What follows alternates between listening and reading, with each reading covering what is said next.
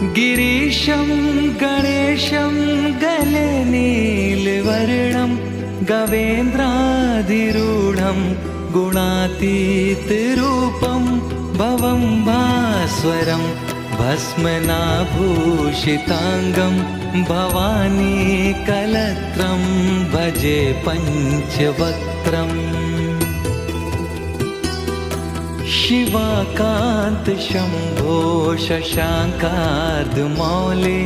महेशान शूलिन् जटाजूटधारिन् त्वमेको जगद्व्यापको विश्वरूपः प्रसीद प्रसीद प्रभो पूर्णरूप।